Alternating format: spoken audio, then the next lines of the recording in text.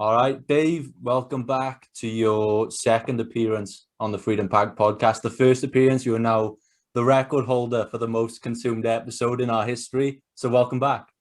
Oh, well, I'm honored and glad to hear that. Let's see if we can blow those numbers out of the water. I'll try to come up with something good here. Challenge me. Challenge me. Amazing. So the topic I'd love to start on straight away is one that I've been hearing Douglas Murray talk a lot about lately, and it's the danger of always seeing something through a political lens.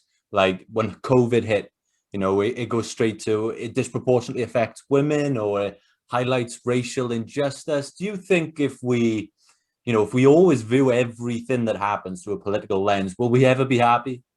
No, period. You will never be happy if your whole worldview is through politics. Politics is messy. Politics is a game of power.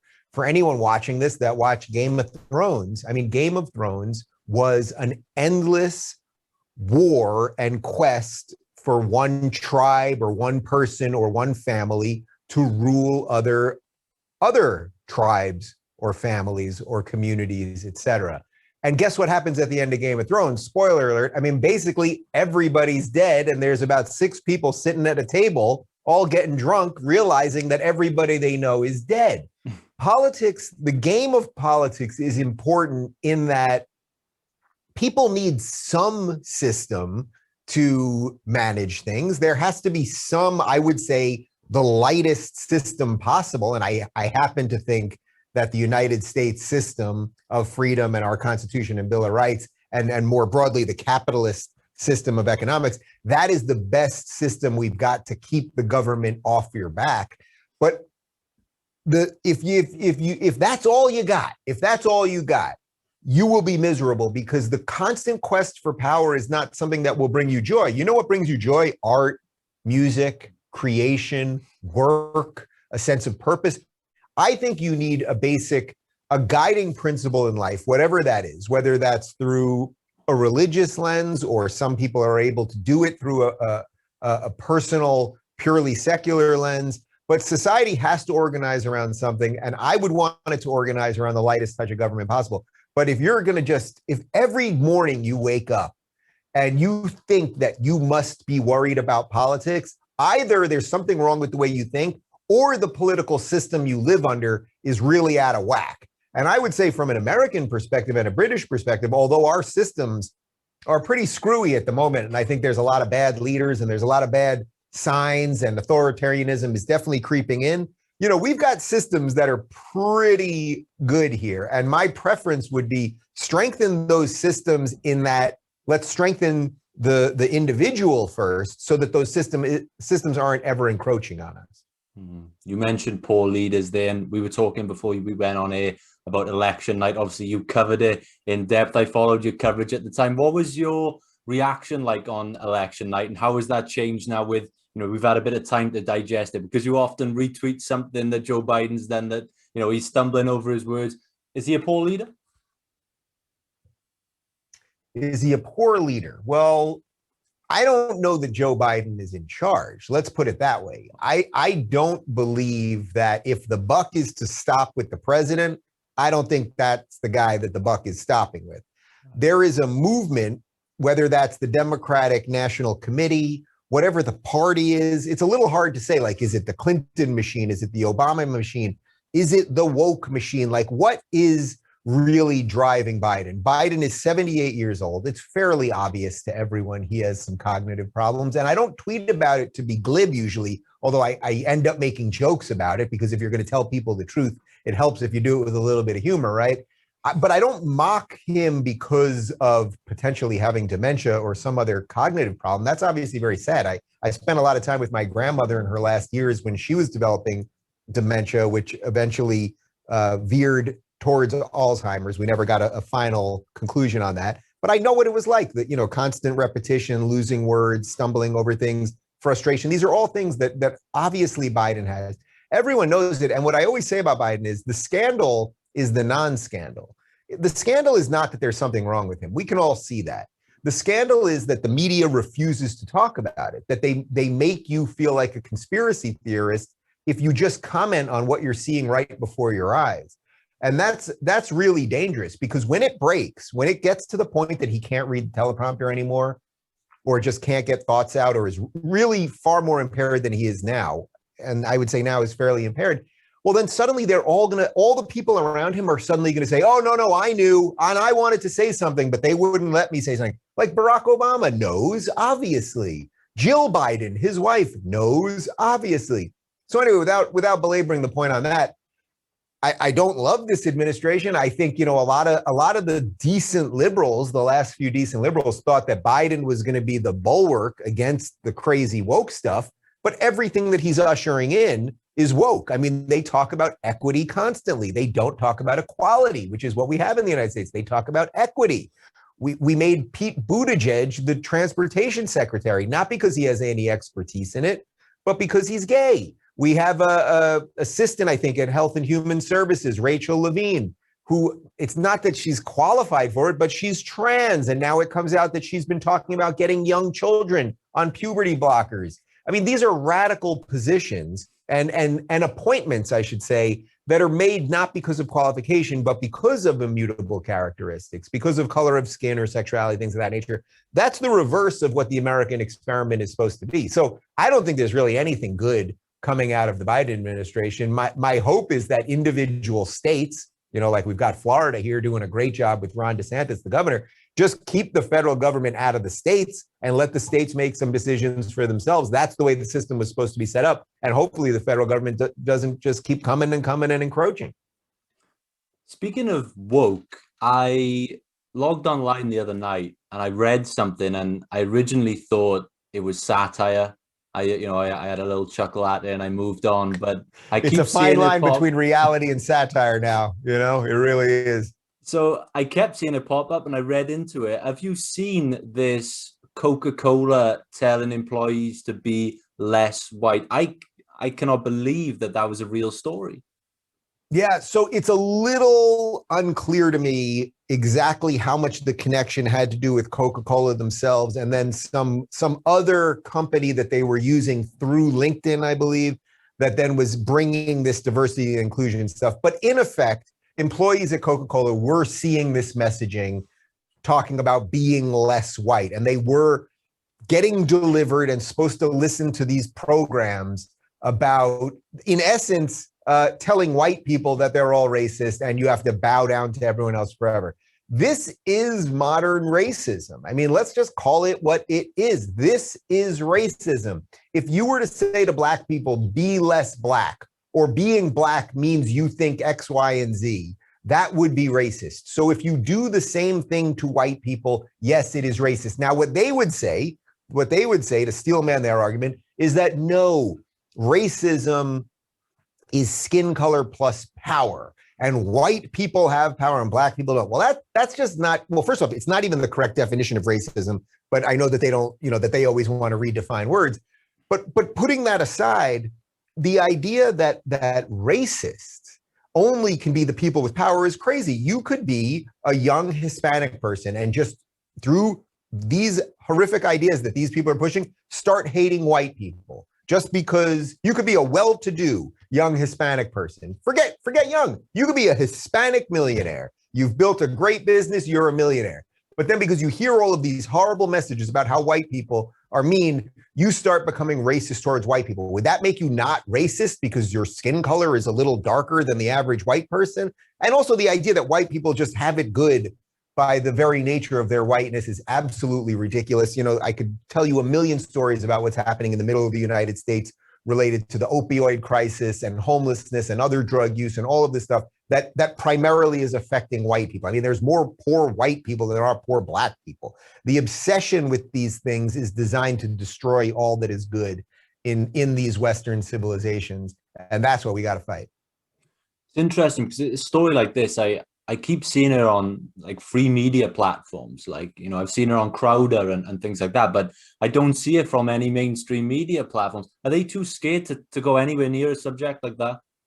Yes, because they've gone in so deep on calling all Republicans and conservatives and Trump supporters and anyone who isn't woke racist and bigoted and homophobic. They've gone so deep on that that now, like anyone with their head on halfway straight would know there was something deeply, deeply wrong with that Coca-Cola messaging, the idea that you should apologize for being white and the rest of it. We all know that. But if CNN was to cover that story, and I would bet anything that they did not cover it, okay? Even though this was all over Twitter and all over online, as you're pointing out, if they were to cover it, because they have spent so much of their time brainwashing people into these stupid ideas, into these really backwards, what I would say are truly racist ideas, their own audience would turn on them. I mean, if Jake Tapper had to explain this to his audience, his head would explode. Now, Jake Tapper, I actually think he probably believes in his heart that something like that is racist. I don't think he's brain dead. I think, you start working for mainstream news, and then in essence, you're just pushing propaganda all day long, while you're always saying that the other guy's pushing propaganda. That's the key to the whole thing. You push your propaganda all day long, but you always make a point of saying, no, but it's the other guy who's doing misinformation all day. So I don't sit here, and when I do my daily show now, I don't sit here and tell you I am the only person telling you the truth. I'm trying to clean up some of the nonsense that mainstream media is pushing on people. And unfortunately, I say this on the show a lot, those of us that are somewhat free thinking, we're going to have to accept that a certain amount of people simply are brainwashed. They simply are blue-pilled.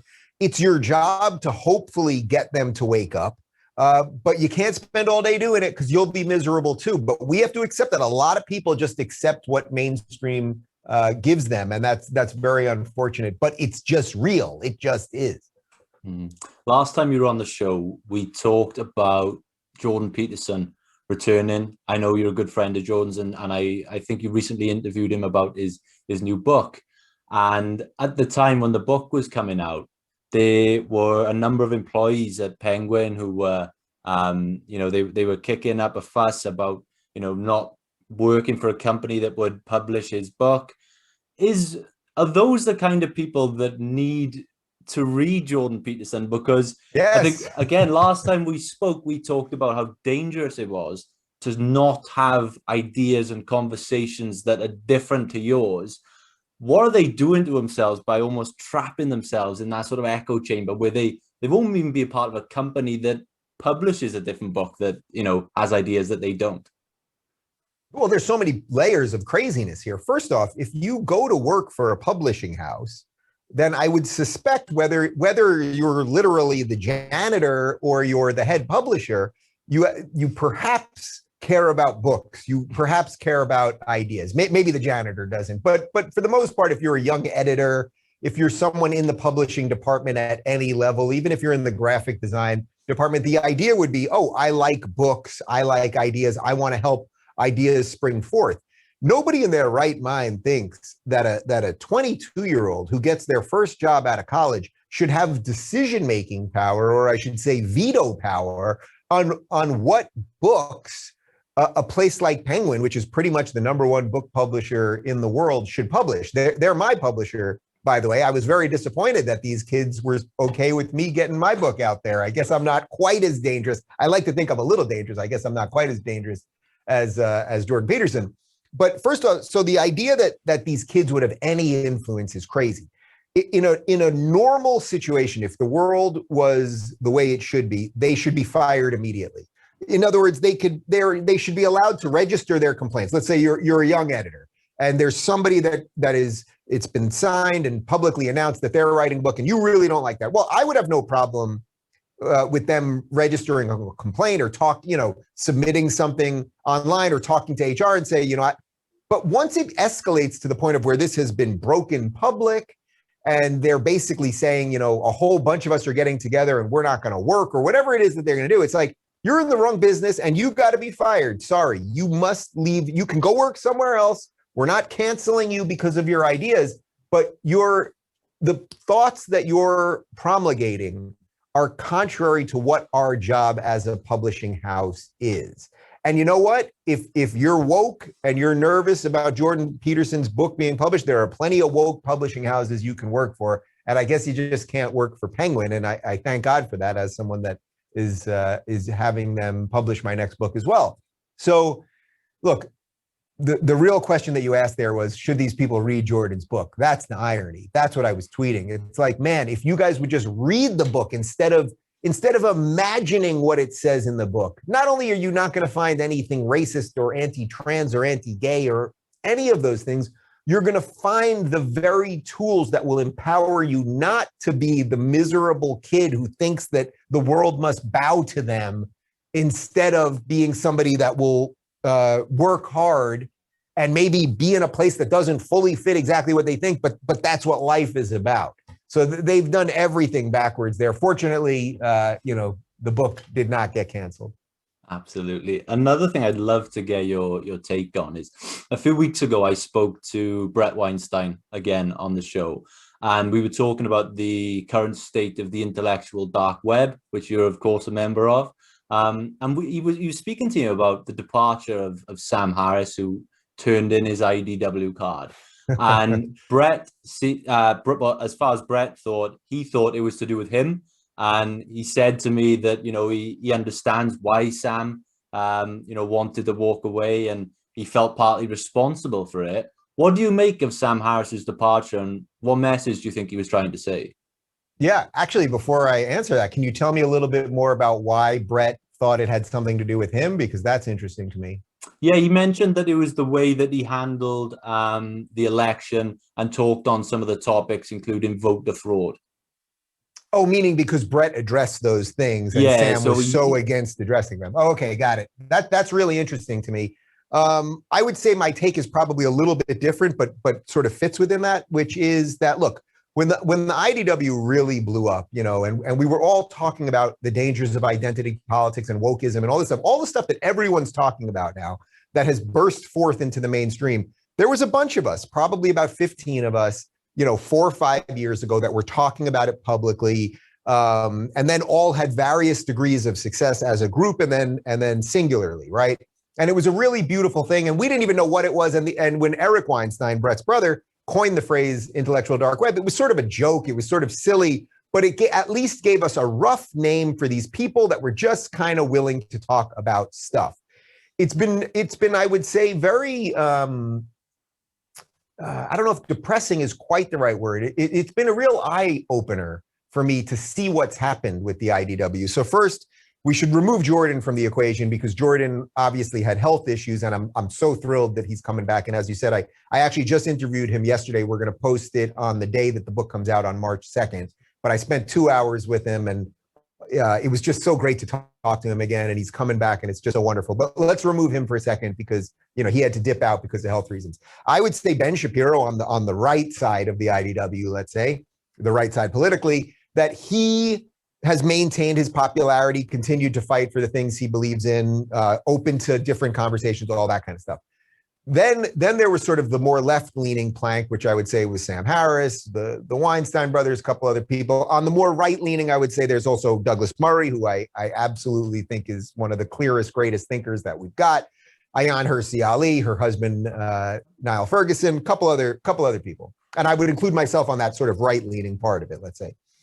I think what happened on the left-leaning part, and I think it's probably most specifically pointed at Sam, and I guess this is what Brett was getting at, is that Sam went so in on the anti-Trump stuff that he literally sent a tweet to Jack Dorsey saying, "Thank you for banning Trump from Twitter."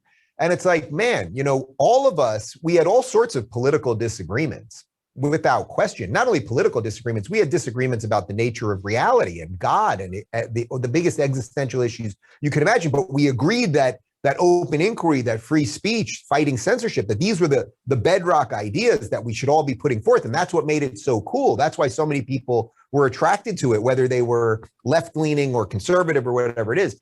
I think when Sam did a few things like that, I mean, look, if you're happy that Trump got booted from Spotify and the rest of these platforms, I mean, it's so ridiculous. It's like, who has more power, the president or the guy who allows the president to speak?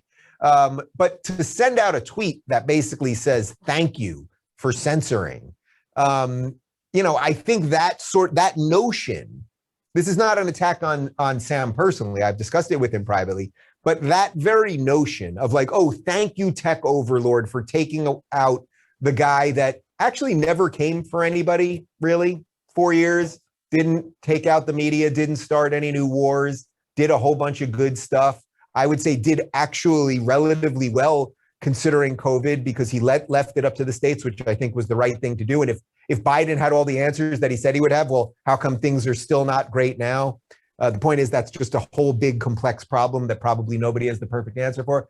But I think the thing around free speech has really caused a real split. So I sense there's a bunch of people that are kind of frustrated with Sam. It's disappointing for me. Just for the record, I'd still be willing to sit down with any of the guys and gals and talk to them and have it out. But I think the idea of the IDW as some sort of like card carrying group, which it never really was, right? Unless my laminated card got lost in the mail. I think that that's kind of over at this point. And I'll just say one other thing on this.